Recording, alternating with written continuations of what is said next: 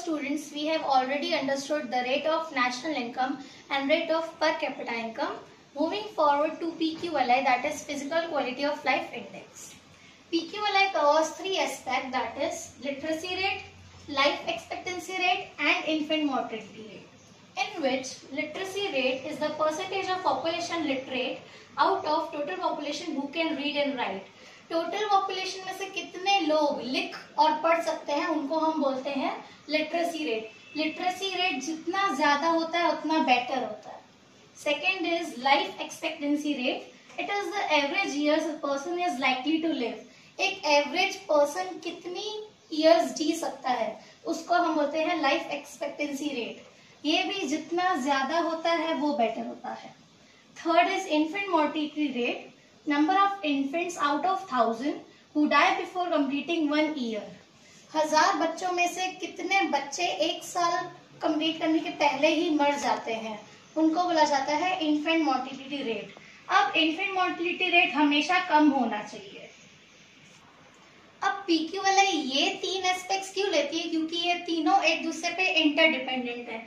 अगर literacy rate बढ़ेगा तो लाइफ एक्सपेक्टेंसी बढ़ेगी क्योंकि हमारी स्टैंडर्ड ऑफ लिविंग इंक्रीज होगी, जिस वजह से इन्फेंट मोर्टिलिटी रेट डिक्रीज होगा क्योंकि हेल्थ सेक्टर बहुत अच्छा है इसलिए बच्चे मरेंगे नहीं. Now will understand how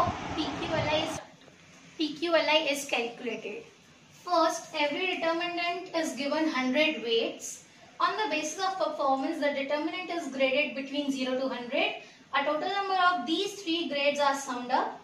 The total is divided by 3 and the result is PQLI. तो जो तीनों एस्पेक्ट्स हैं उसको हम 0 to 100 में मार्क्स देते हैं और जो सारे मार्क्स होंगे वो 0 to 100 के बीच में होंगे. फिर उन तीनों को आपको प्लस करना है और डिवाइडेड बाय 3 करना है. Let us see an example. Here is a country 1 and country B. Life expectancy is 30 to 81. Infant mortality is 30 and 72. Literacy rate is 13, 90 respectively.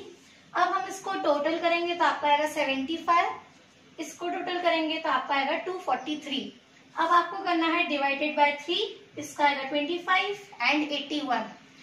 अब जिसका PQLI 100 से क्लोजर होगा उसकी इकोनॉमिक कंडीशन होती है बेटर, जबकि जो 0 से क्लोजेस्ट होगा उसकी इकोनॉमिक कंडीशन होती है वर्स.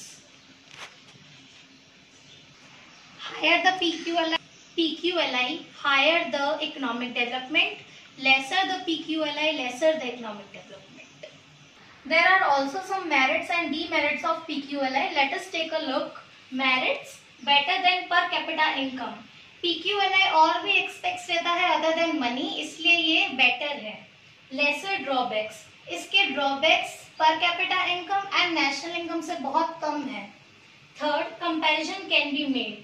कंपैरिजन इजी हो जाता है, आप कंट्रीज को कंपेयर कर सकते हैं, स्टेट्स को कंपेयर कर सकते हैं.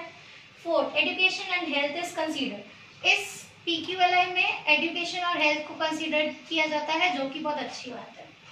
Next is demerits. Only 3 aspects are taken. PQLI में सिर्फ 3 एस्पेक्ट्स लिए जाते हैं जबकि दूसरे एस्पेक्ट्स भी इम्पोर्टेंट हैं.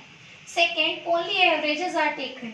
Decisions cannot be made on the basis of averages, which is one of the limitation.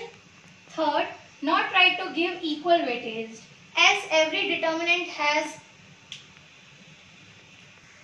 different importance in one's life, so equal weightage must not be given.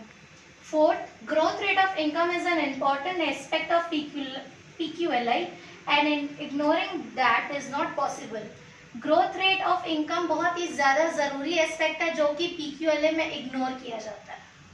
Your today's homework is first, write and explain determinants of PQLI. Second, what are the merits and demerits of PQLI, and find out the PQLI of any 5 countries and compare them.